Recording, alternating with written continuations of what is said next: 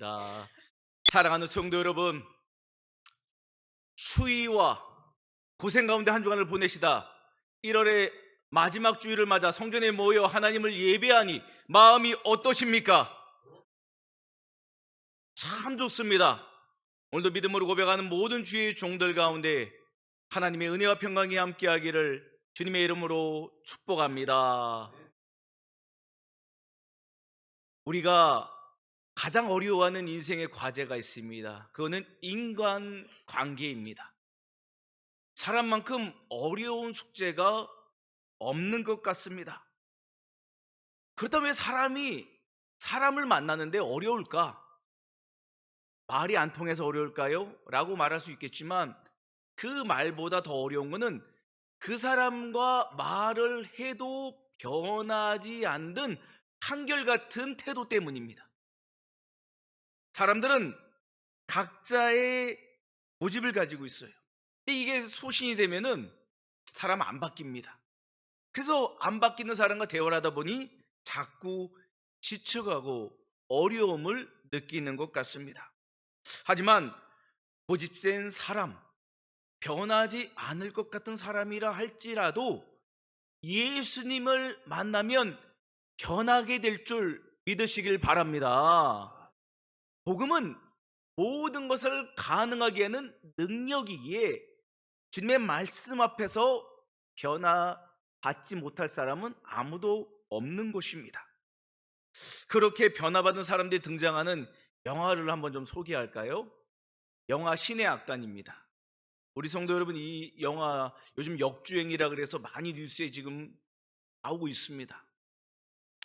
영화 신의 악단은 1994년에 평양 7국교회를 방문하게 된 미국의 빌리그리엄 목사님의 부흥회를 모티브로 만든 영화입니다. 실제 있었던 사건을 가지고 만든 영화가 바로 이 신의 악단 영화입니다. 영화의 스토리는 이렇습니다. 북한 정권이 국제사회 2억 달러 지원을 얻기 위하여 가짜 찬양단을 만들라는 특명을 받고 이 보이부 장교 박교순을 중심으로 그들이 방문하기 2주 전 급하게 악단을 모아 찬양단을 꾸리게 됩니다. 그 찬양단이 바로 신의 악단입니다. 찬양도 기도도 성경책도 금지되어 있는 북한 땅에 공식적으로 찬양하고 기도하고 말씀을 볼 수 있는 놀라운 은혜의 역사가 허락된 것입니다. 단원들은 억지로 찬양 연습을 하는 것처럼 자신들의 신앙의 힘을 숨겼습니다. 또한 그들을 이끄는 장교 박교수는 믿는 사람은 아니었는데 정권의 지시 때문에 억지로 찬양을 연기하게 되었습니다. 찬양을 부르게 되었다는 것입니다. 이 박교수라는 장교는 찬양의 가사의 의미를 생각하지 않고 불렀습니다. 혹시라도 마음이 움직일까봐, 혹시라도 눈물이 날까봐 단단히 자기의 마음을 무장시켰습니다. 우린 연기만 하면 된다. 진심은 필요 없다. 상부 명령에 복종하면 된다라면 자신을 계속해서 다그쳤습니다. 대원들을 다그쳤습니다. 그렇게 하루가 지나고 또 하루가 지나고 같은 찬양을 반복하게 되었습니다. 그러던 어느 날 이 장교, 이 박교순 이 사람이 찬양을 부르다가 더 이상 부를 수 없는 가사를 만나게 됩니다. 목이 메입니다. 이유도 모른 채 눈물이 납니다. 찬양은 더 이상 연기가 아니었습니다. 하나님은 그의 입술을 통해 고백되는 그 가운데, 그의 마음 가운데 찾아오신 것입니다. 예수님을 믿고 변화된 장교 이 박교수는 악단 단원들을 살리기 위해서 그들을 탈출시킵니다. 그리고 자신은 순교의 자리로 나아갑니다. 장교 박교수는 예수님을 믿어 변하지 않을 것 같은 사람이었는데 예수님을 믿어 변화된 바울이 되었습니다. 그리고 그는 그렇게 자신이 믿는 믿음대로 순교하게 된 것입니다. 이 영화를 소개하는 이유가 바로 서두에서 말씀드린 변하지 못할 사람은 아무도 없다는 겁니다. 예수님 믿으면 북한 정권에서 예수 믿는 때려잡는 사울과 같은 사람이 예수님 믿게 되어 바울이 된다는 게 바로 이 영화의 내용입니다. 우리 성도 여러분도 꼭 이 영화 한번 보시기를 적극적으로 추천합니다. 예수님 믿으면 누구나 새롭게 변화되는 것이 은혜입니다. 오늘 본문의 빌레몬서는 바로 그렇게 성도의 삶에 하나님의 말씀이 임할 때 변화되는 실제적인 상황을 이야기하고 있습니다. 빌레몬은 바울의 전도를 받고 예수님을 믿게 된 사람입니다. 자신의 집을 개방하여 예배 장소를 드렸으며 믿음과 사랑으로 교회를 잘 섬겼던 골로새 교회의 일꾼이었습니다. 그런 빌레몬에게 사도 바울이 편지를 보내서 간청하고 있습니다. 왜 그렇습니까? 빌레몬과 관련된 문제가 있었기 때문입니다. 빌레몬에게는 오네시모라는 종이 있었는데 이 오네시모라는 종이 주인의 돈을 훔쳐서 달아나는 사건이 발생합니다. 그렇게 돈을 훔쳐 달아난 인생이 잘 살 것 같았는데 이게 웬일입니까? 로마의 감옥에 갇히는 신세가 되어버렸습니다. 그리고 이 오네시모는 그 감옥 안에서 바울을 만나게 됩니다. 바울은 그에게 복음을 전하게 돼 그는 예수 믿어 변화되게 되었습니다. 이 일련의 사건을 알고 있던 사도 바울은 마땅히 죽어야 할 죄인인 오네시모를 구해주기를 결심합니다. 그리고 그의 주인인 빌레몬에게 그를 용서하고 믿음의 형제로 받아들일 것을 정중하게 편지를 통해서 그에게 보냅니다. 이게 바로 빌레몬서입니다. 오늘 말씀을 함께 살펴보면서 문제를 어떻게 해결하는 것이 은혜로운 길인가? 교회라는 공동체는 어떻게 문제를 해결하는 것이 하나님께 영광이 되는가를 함께 살펴보는 이 시간 되기를 바랍니다. 1절 말씀부터 보면 그리스도 예수를 위하여 갇힌 자 된 바울과 및 형제 디모데는 우리의 사랑을 받는 자요 동역자인 빌레몬과 자매 아비아와 우리와 함께 병사된 아키뽀와 내 집에 있는 교회에 편지하노니 하나님 우리 아버지와 주 예수 그리스도로부터 은혜와 평강이 너에게 있을지어다. 본문의 처음에 우리를 향해서 사도 바울은 문제를 해결하기 위해서는 무엇이 필요한 것을 이야기합니다. 그건 바로 우리의 정체성을 재확인하는 것입니다. 우리가 누구인가? 이것이 문제를 푸는 첫 번째 열쇠라는 것입니다. 1절부터 3절의 말씀은 무난히서처럼 보이지만 여기서 더 중요한 것은 그들의 정체성을 이 말씀에 담아내고 있다는 것입니다. 사도 바울은 자신을 어떻게 소개하고 있습니까? 예수님을 위해 감옥에 갇힌 자, 이렇게 자기를 소개합니다. 디모데는 그리스도 예수 안에서 형제된 자, 빌레몬은 교회에서 사랑받는 지체이며 그의 집은 곧 교회로 소개되고 있습니다. 아비아는 그리스도 안에서 자매된 지체로, 아키뽀는 오직 복음을 위해 싸우는 자로 소개합니다. 이렇게 사도 바울이 그들의 이름 앞에 수식어를 덧붙인 이유가 바로 그들이 누구인지를 다시 한번 재확인시키기 위함이라는 것입니다. 왜 사도 바울은 그들의 정체성을 다시 확인시키고 있는 것입니까? 문제를 은혜롭게 해결하기 위함입니다. 자신이 누구인지를 아는 것이 문제 해결의 시작입니다. 문제를 풀어가려면 나 자신을 먼저 알아야 합니다. 교회가 어떤 공동체인지를 알아야 교회의 문제를 은혜롭게 풀어갈 수 있다는 것입니다. 초대교회를 생각해 보십시오. 남자와 여자, 헬라인과 유대인, 자유인과 노예, 주인과 종이 함께 예배 드리는 영적 공동체였습니다. 그래서 예수 안에서 하나님을 지키는 거룩한 가족 공동체였습니다. 교인들은 서로의 사회적 계급이나 지위를 따지지 않고 입맞춤으로 서로 문언했으며 서로를 형제자매로 불렀으며 심지어 노예 가운데서도 교회를 섬기는 집사와 장로가 선출되게 되었습니다. 이런 일들이 가능했던 이유는 초대교회가 가지고 있었던 교회의 정체성 때문입니다. 갈라디아서 3장 28절 말씀을 우리 함께 보겠습니다. 시작. 너희는 유대인이나 헬라인이나 종이나 자유인이나 남자나 여자나 다 그리스도 예수 안에서 하나이니라. 아멘. 교회는 다 예수님 안에서 하나, 다 평등하다는 겁니다.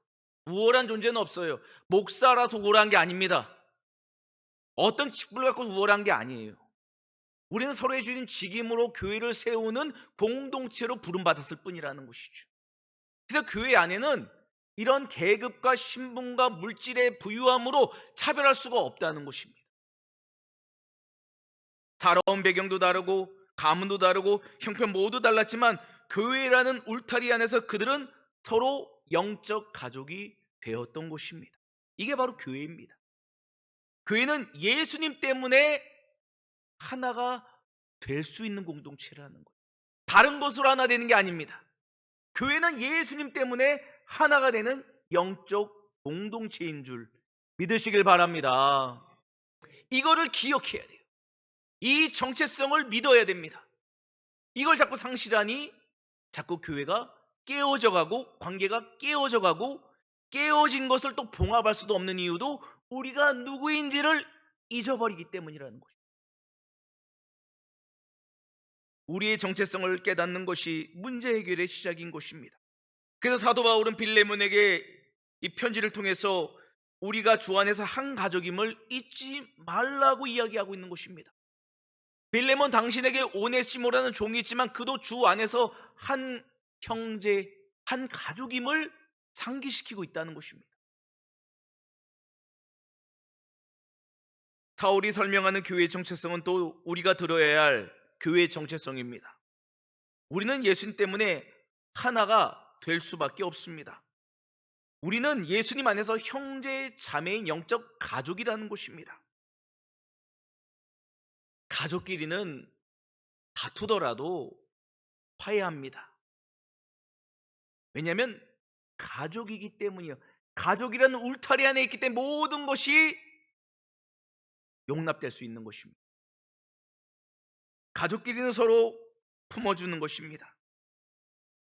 우리는 힘들고 어려운 관계에 처할 때 우리가 영적 가족이라는 사실을 기억해야 합니다. 성부, 성자, 성령 하나님이 하나로서 연합하신 것처럼 우리 모두가 주 안에서 연합되기를 간절히 소망합니다. 요한일서 3장 10절 말씀에 보면 이러므로 하나님의 자녀들과 마귀의 자녀들이 드러나나니 무릇 의를 행하지 아니하는 자나 또는 그 형제를 사랑하지 아니하는 하나님께 속하지 아니하니라 라고 말씀했습니다. 우리가 주님께 속했는가? 우리가 진정한 교회를 이루는가? 어떻게 할 수 있는가? 바로 내가 내 주위에 있는 형제 자매를 사랑하는가를 통해서 알게 된다라고 사도 요한은 우리에게 이야기합니다. 우리가 주님의 이름으로 주여 주여라고 부른다 해서 교회가 되는 게 아닙니다. 진짜 사랑, 진짜 그들을 품어줌의 사랑 가운데 그 속에 교회가 세워진다는 것이죠. 신앙생활 하다 보면 안 맞는 분들 만나게 됩니다. 상처를 받는 일도 일어나죠. 또한 나도 상처를 주는 일도 하게 됩니다. 그럼에도 불구하고 우리가 그 모든 것들을 주님의 십자가 앞에 내려놓을 수 있는 것은 우리가 주 안에서 구원받은 한 가족임을 믿기 때문이라는 것입니다. 그래서 사도 바울은 교회의 하나됨을 지키라고 빌레몬에게 이야기하고 있는 것입니다. 그가 당시에게 잘못했지만, 죽을 수밖에 없는 죄인이지만 그것보다 더 중요한 가치가 있으니 그건 바로 우리가 주 안에서 하나라는 가치라는 거예요. 이건 우리에게도 동일합니다. 우리 공동체 서로에게 상처를 준 사람, 용서 못할 사람이 있을 수 있겠지만 그거보다 더 중요한 가치가 우리가 주 안에서 하나라는 거예요. 이것을 믿으시길 바랍니다. 그럴 때 주 안에서 하나가 되어져 가는 것입니다. 사람에게는 누구나 힘들고 어려운 게 있지만 중요한 것은 그것보다 더 크신 주님의 말씀이 우리를 어떻게 부르고 있는가 더 중요한 것입니다. 사도 바울은 그래서 편지를 통해서 온전하게 그리스도 안에서 하나됨을 지키라고 그에게 권면하고 있는 것입니다. 하나 되는 공동체를 이루기 위해서 나와 다른 사람, 나를 아프게 한 사람을 품는 것은 쉽지 않지만 그럴 때 우리에게 필요한 믿음이 바로 주님을 바라보는 태도입니다. 주님이라면 어떻게 하셨을까? 주님이라면 저 형제 자매를 어떻게 품기를 원하실까를 생각해 보자는 겁니다. 그럴 때 주님이 우리 마음을 점령하시고 원수와 같은 지체를 할지라도 주님의 십자가 사랑으로 품을 수 있게 우리를 변화시킨다는 것입니다. 사랑하는 여러분, 우리는 주 안에서 영적 가족입니다. 우리는 주 안에서 하나라는 정체성을 지키는 우리들이 되기를 주님의 이름으로 축복합니다. 우리 5절과 14절 말씀을 우리 한 절씩 교독하겠습니다. 주 예수와 및 모든 성도에 대한 내 사랑과 믿음이 있음을 들음이니 내 승낙이 없이는 내가 아무것도 하기를 원하지 아니하노니 이는 너의 선한 일이 억지같이 되지 아니하고 자의로 되게 하려 함이라. 아멘. 5절부터 14절까지에는 우리가 어떻게 문제를 은혜롭게 해결하는 두 번째 이야기입니다. 그건 바로 용서하는 겁니다. 용서. 그것도 사랑으로 용서해 주라고 사도 바울은 권면하고 있습니다. 사도 바울은 빌레몬에 있는 믿음을 칭찬했습니다. 그는 사랑으로 교회의 성도들을 섬기는 일꾼이었습니다. 이 믿음의 교제로 인해서 교회는 점점 더 부흥하게 되었습니다. 사도 바울은 이 교회 공동체 안에 있는 이와 같은 믿음과 사랑의 실전이 나타나야 문제를 해결할 수 있음을 이야기하고 있습니다. 사랑의 처방전이 붙어야 하지만 문제를 은혜롭게 해결할 수 있다는 겁니다. 그 처방의 방법이 무엇입니까? 바로 용서라는 것입니다. 교회는 믿음과 사랑에 충만할 때 용서라는 일을 감당할 수 있게 되는 것입니다. 사도 바울은 빌레몬이 예수님의 사랑으로 오네시모를 용서해 주기를 원했습니다. 그렇다면 그 용서의 근거가 어디 있습니까? 우리 모두가 예수님으로 인해 하나님께 용서받은 죄인이라는 사실이 바로 그 근거입니다. 사도 바울이 나도 빌레몬 당신도 오네시모도 다 하나님 앞에서 죄인이었다는 거예요. 하지만 예수 그리스도의 다음 없는 그 사랑이 우리를 죄에서 자유케 했음을 사도 바울은 이야기하고 있습니다. 이것이 우리가 용서할 수 있는 근거라는 것입니다. 다른 말로 하면 내 자신이 먼저 십자가 사로 용서받았기에 나에게 잘못한 그 죄인을 용서할 수 있게 된다는 것이죠. 우리 모두는 죄의 노예였습니다. 죄의 종이었습니다. 그런 우리들을 하나님은 예수 그리스도의 십자가 사랑으로 용서해 주셨습니다. 죄에서 자유케 하셨습니다. 그래서 우리는 죄의 노예에서 해방되어 주 안에서 하나님의 자녀가 되었습니다. 하나님의 자녀가 됐던 건 우리는 다 주 안에서 형제 자매가 되었다는 겁니다. 이미 완료형이에요. 완료형. 거듭남이 완료형이듯이 주 안에서 가족이 된 것도 완료형이라는 겁니다. 이 말은 이제 하나님의 자녀들 우리들이 해야 될 것인 바로 주의 공동체 안에 있는 형제 자매를 주님의 사랑으로 십자가 사랑으로 용서하는 일만 남았다는 것입니다. 그 용서가 바로 교회를 하나 되게 하는 열쇠이기 때문입니다. 용서는 우리를 영적 가족으로 묶는 놀라운 능력인 것입니다.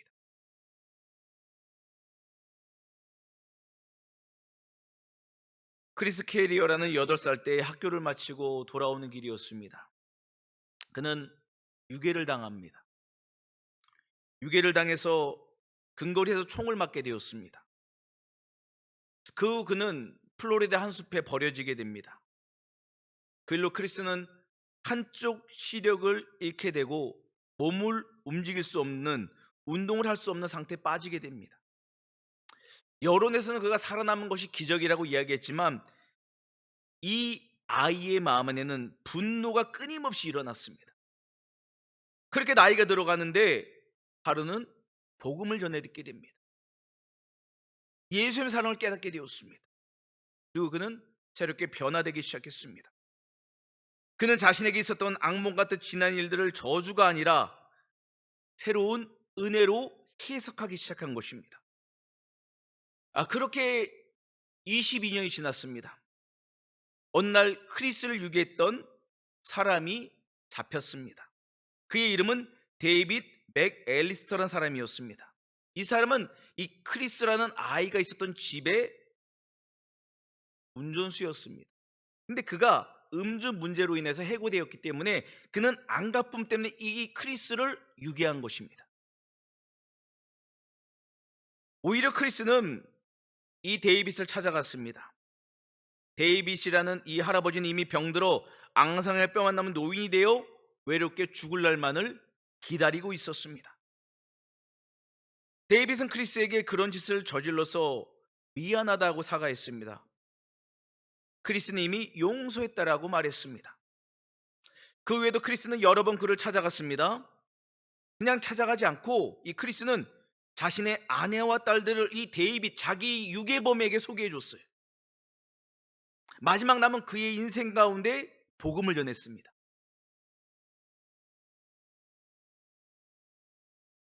세상 사람들은 크리스를 향해서 비극의 피해자라고 이야기했지만 자신은 기적의 수혜자라고 그는 고백했습니다.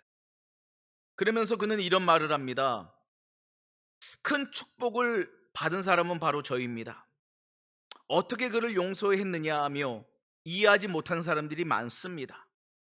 하지만 오랜 세월 그를 미워하거나 복수심을 키우며 살아왔다면 저는 현재의 나와는 다른 사람이 되었을 것입니다라고 이야기했습니다. 그렇습니다.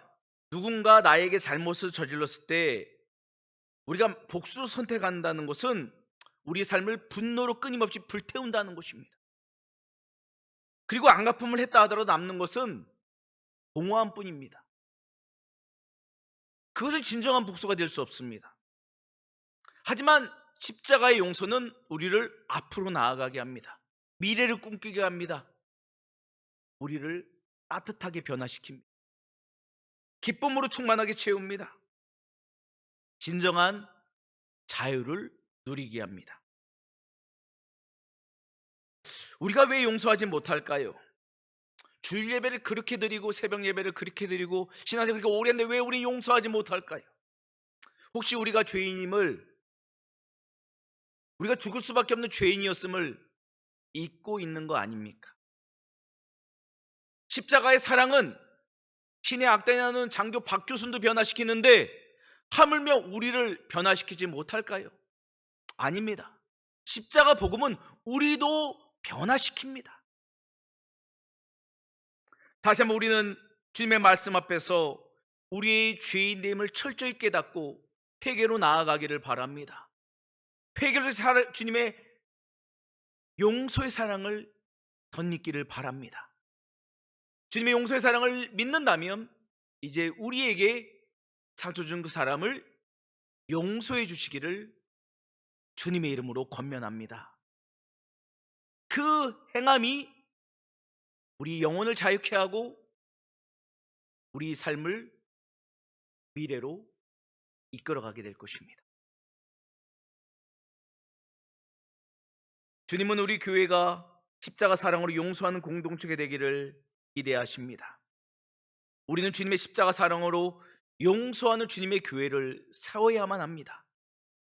문제 해결을 위해 먼저 용서하고 먼저 손 내미는 한 알의 밀알처럼 썩어져가는 주님의 종들이 일어나기를 바랍니다.